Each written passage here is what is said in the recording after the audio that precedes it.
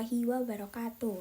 Sebelumnya, perkenalkan saya Rindra Pratia Pramita, NPM 252201077.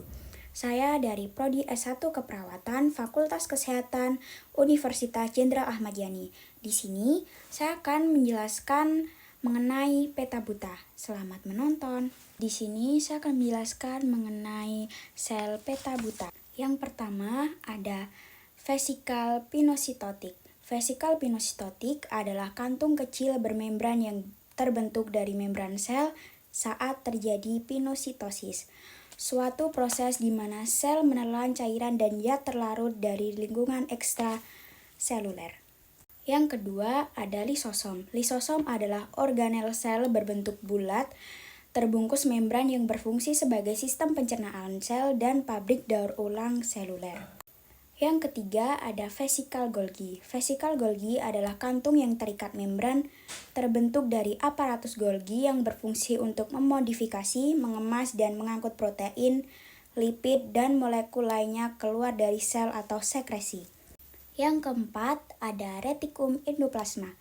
Retikum endoplasma adalah jaringan membran kompleks dalam sel eukariotik yang berfungsi utama dalam sintesis, pelipatan, modifikasi, dan transportasi protein, terutama retikulum endoplasma kasar, serta sintetis lipid. Yang kelima ada retikulum endoplasma halus.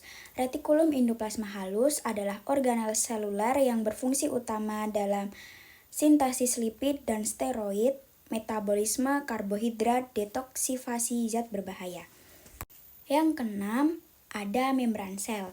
Membran sel adalah lapisan tipis lipoprotein atau tersusun dari lipid dan protein yang bersifat semipermeabel dan berfungsi sebagai pembatas antara sel dan lingkungan luar. Yang ketujuh, ada mitokondria. Mitokondria adalah pembangkit tenaga sel yang berfungsi utama menghasilkan energi dalam bentuk ATP. Yang kedelapan, ada aparatus Golgi.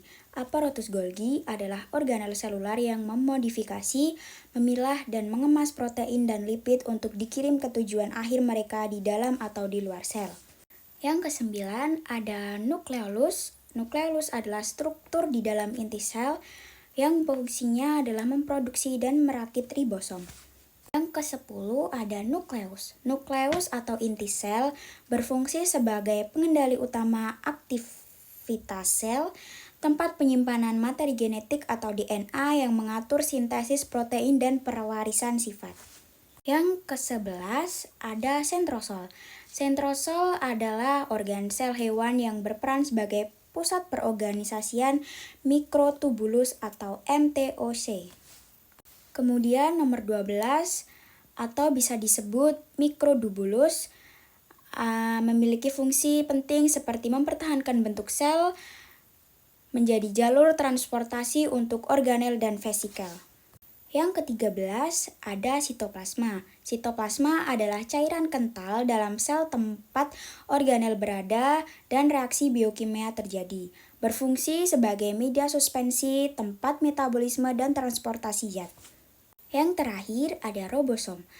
Fungsi robosom adalah tempat terjadinya sintesis protein, yaitu proses membaca informasi genetik atau mRNA dan merangkai asam amino menjadi protein yang dibutuhkan oleh sel, seperti enzim dan komponen struktur tubuh.